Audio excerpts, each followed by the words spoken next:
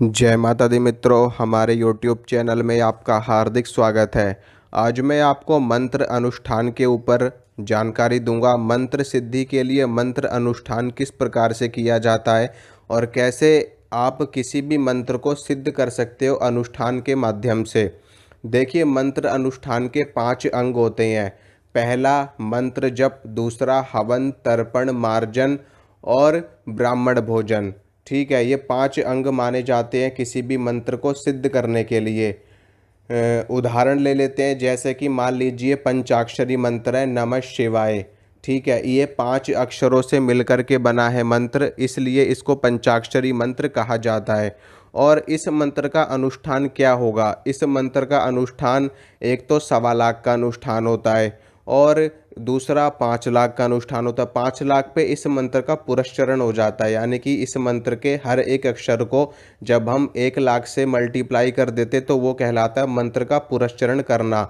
और अनुष्ठान में क्या होता है? अनुष्ठान में इन सभी नियमों के साथ किसी भी मंत्र का जब जप किया जाता है तो वो मंत्र का पूरा पूरा अनुष्ठान कहलाता है मंत्र सिद्धि के लिए। मंत्र की सिद्धि अनुष्ठान के माध्यम से प्राप्त हो जाती है साधक को, भक्त को। तो अनुष्ठान कैसे? मान लीजिए आप 1 लाख की संख्या का अनुष्ठान कर रहे हैं। अनुष्ठान की संख्या यानी कि मंत्र अनुष्ठान की संख्या आप अपने सामर्थ्य के अनुसार चुन सकते हो। आपकी इच्छा हो तो आप 1 लाख का अनुष्ठान कर लो, आपकी इच्छा हो आप 5 लाख का अनुष्ठान कर लो, आपकी इच्छा हो आप 10 लाख का अनुष्ठान कर लो, आपकी इच्छा हो आप 20 लाख का अनुष्ठान कर लो, आपकी इच्छा हो आप 50 लाख का अनुष्ठान कर लो। तो मंत्र का अनुष्ठान आपकी इच्छा के ऊपर निर्भर करता है कि आप कितने मंत्र का अनुष्ठान कर रहे हो। लेकिन अनुष्ठान कैसे होगा? पहला मंत्र जप, दूसरा हवन, तर्पण, मार्जन और ब्राह्मण भोजन। ठीक है, मान लीजिए आप 1 लाख मंत्र का अनुष्ठान कर रहे हो, तो जितना आपने मंत्र का जाप किया है उसका 10वां हिस्सा यानी कि 1 लाख का 10% कितना हो गया?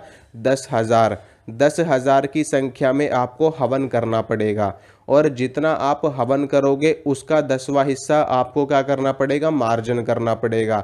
उसका 10वां हिस्सा आपको तर्पण करना पड़ेगा और उसका 10वां हिस्सा आपको ब्राह्मण भोजन करना पड़ेगा। तब आपका ये पूरा मंत्र अनुष्ठान पूरा होगा। जैसे कि 1 लाख का 10% हो गया 10,000, 10,000 का 10% हो गया 1,000, 1,000 का 10% हो गया 100 और 100 का 10% हो गया 10। यानी कि आपको 1 लाख मंत्र जप आपने किए, 10,000 मंत्रों से हवन किया और उसके बाद में 1,000 मंत्रों से तर्पण किया, उसके बाद 100 मंत्रों से मार्जन किया और 100 का 10% आपका 10 यानी कि 10 ब्राह्मणों को भोजन आपने करवाया।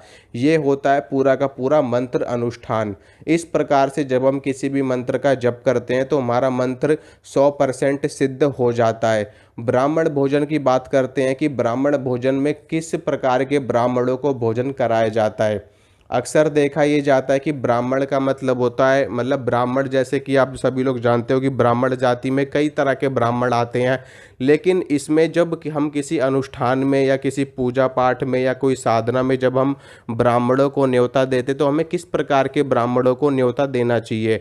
इसमें विशेष रूप से जो वेद पाठी ब्राह्मण होते हैं, जो कर्मकांडी ब्राह्मण होते हैं, जो पूजा पाठ, हवन, यज्ञ, कथा, कीर्तन इस तरह के कर्म करते हैं ब्राह्मण, यानी कि जो ईश्वर के प्रति कोई साधना विधान करने वाले होते हैं, पूजा पाठ करवाने वाले होते हैं, ऐसे ब्राह्मणों को भोजन करवाना सबसे उत्तम माना जाता है किसी भी अनुष्ठान में। ऐसा नहीं है कि आजकल तो ऐसे भी ब्राह्मण हैं जो मांस मदिरा का भी सेवन करते हैं। जो एक ब्राह्मण का जीवन तो क्या, एक सामान्य जीवन भी सही से नहीं जी रहे हैं। वो हमेशा बुरी प्रवृत्ति में लिप्त रहते हैं, हमेशा मदिरा का सेवन कर रहे हैं, मांस खा रहे हैं, मीट खा रहे हैं, अंडा खा रहे हैं। तो ऐसे ब्राह्मणों को भोजन कराने से कोई पुण्य नहीं मिलता। उन्हीं ब्राह्मणों को भोजन कराने से पुण्य मिलता है जो वेद पाठी होते हैं, जो भगवान की पूजा करते हैं, मंदिर के जो पुजारी होते हैं, जिनका कर्म ही होता है ईश्वर की सेवा करना, भजन कीर्तन करना। उनको अगर आप भोजन कराते हो तो आपको 100 गुना पुण्य मिलता है और आपको मंत्र सिद्धि तत्काल प्राप्त होती है। ब्राह्मणों को भोजन करवाने का अर्थ है कि आपने स्वयं ब्रह्म को भोजन करवाया, यानी कि स्वयं साक्षात आपने ईश्वर को भोजन करवाया है। ब्राह्मणों की उत्पत्ति ही भगवान के सिर से हुई है, भगवान के ब्रह्म ब्रह्म रंध्र से हुई है। इसी कारण से ब्राह्मण जाति सर्वोत्तम जाति कही जाती है और इनको भोजन करवाने का जो पुण्य प्राप्त होता है वो बहुत ही ज़्यादा प्राप्त होता है और इससे आपको ज्ञान भी मिलता है, विद्या मिलती है और आपको आपके मंत्र की सिद्धि भी प्राप्त होती है। दूसरा, मार्जन करना होता है, तर्पण करना होता है और हवन करना होता है। हवन कैसे करोगे? मान लीजिए आप ओम नमः शिवाय का जप कर रहे हो, ठीक है, मंत्र का जप आप करोगे, चाहे वाचिक करो, चाहे उपांशु करो, चाहे मानसिक करो। मानसिक जप सर्वश्रेष्ठ जप होता है सभी जपों में। तो मानसिक जप आप करोगे ओम नमः शिवाय, ओम नमः शिवाय, इस प्रकार से आप अपने मन ही मन में जप करोगे। तो जब आप इसका हवन करोगे तो अंत में इसमें स्वाहा लगाओगे, ओम नमः शिवाय स्वाहा, ओम नमः शिवाय स्वाहा, ओम नमः शिवाय स्वाहा, ओम नमः शिवाय स्वाहा। तो जब आप इसका तर्पण करोगे तो ओम नमः शिवाय तर्पयामि, ओम नमः शिवाय तर्पयामि, ओम नमः शिवाय तर्पयामि, इस तरीके से आप करोगे। जब आप इसका मार्जन करोगे तो ओम नमः शिवाय मार्जयामि, ओम नमः शिवाय मार्जयामि, ओम नमः शिवाय मार्जयामि, ठीक है। इस प्रकार से हवन तर्पण मार्जन किया जाता है और जब ब्राह्मण भोजन करवाओगे तब भी आप मन ही मन में अपने मंत्र का जप करते रहोगे और ब्राह्मणों को भोजन आपको करवाना है, अपने हाथों से उनको भोजन परोसना है। भोजन करवाने के बाद में उनको दक्षिणा इत्यादि दे करके आपको विदा करना है। तो आपका मंत्र अनुष्ठान पूर्ण रूप से सफल हो जाता है और आपको मंत्र की सिद्धि प्राप्त हो जाती है, ठीक है। ये तो होता है मंत्र का अनुष्ठान की क्या प्रक्रिया होती है और मंत्र का अनुष्ठान करने से ही मंत्र की सिद्धि प्राप्त होती है।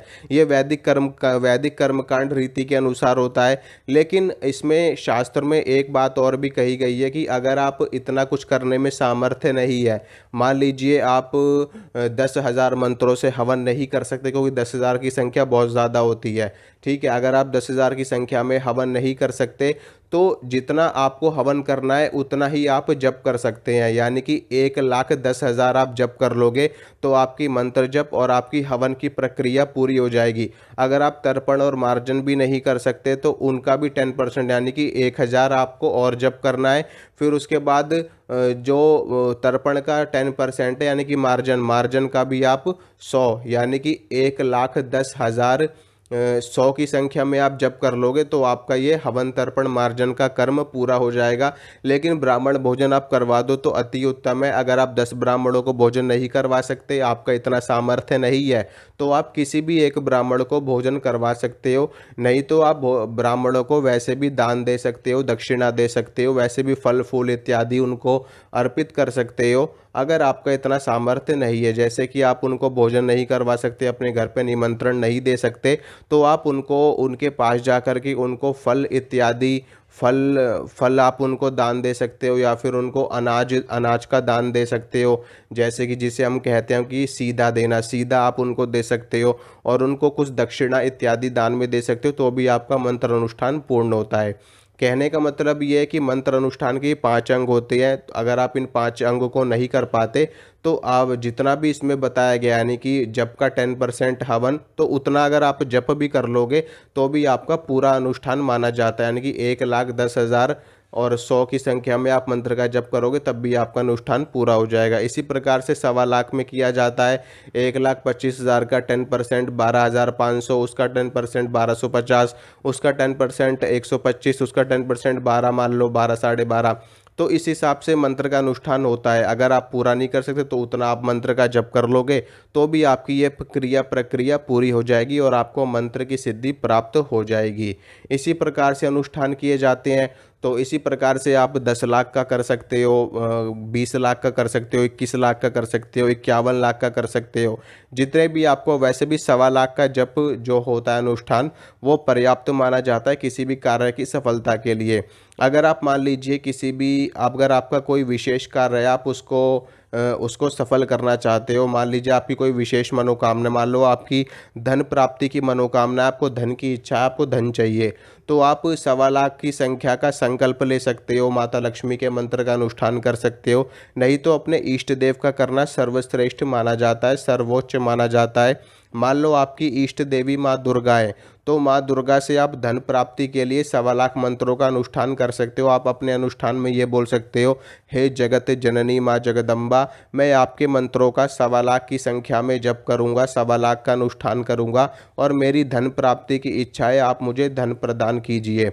तो इस प्रकार से आप संकल्प लेकर के माँ दुर्गा के मंत्र का 1.25 लाख की संख्या में जप कर सकते हो। आप इसमें नवारण मंत्र का जप कर सकते हो या फिर आप माँ दुर्गा के मंत्र का जप कर सकते हो, ओम दुम दुर्गाय नमः। इस मंत्र का जप आप कर सकते हो, नहीं तो आप नवारण मंत्र का जप कर सकते हो, ओम एम ह्रीम क्लीम चामुंडाय विच्चे। ये आपका 1.25 लाख की संख्या में जब आप कर लोगे और बाकी जो सारे अंग मैंने बताए वो पूरे कर लोगे तो आपका अनुष्ठान ये पूरा हो जाएगा और इसमें आपको मंत्र सिद्धि मिलेगी। माता की कृपा से आपकी इच्छा पूरी होगी, इस आपकी मनोकामना पूरी होगी। तो इस प्रकार से अनुष्ठान पूरे किए जाते हैं। आशा करता हूँ जो जानकारी मैंने आपको दी है आपको अच्छी लगी होगी, आप समझ गए होंगे कि अनुष्ठान कैसे होता है, कब होता है। बाकी मैं कोशिश करूँगा आपको प्रैक्टिकल दिखाने की, तर्पण और मार्जन की विधि प्रैक्टिकल दिखाने की कोशिश करूँगा, हवन की भी कोशिश करूँगा आपको प्रैक्टिकल दिखाने की। तो वीडियो को लाइक करना, वीडियो को शेयर करना, चैनल को सब्सक्राइब करना। मिलूँगा आपसे अगली वीडियो में। जय माता दी।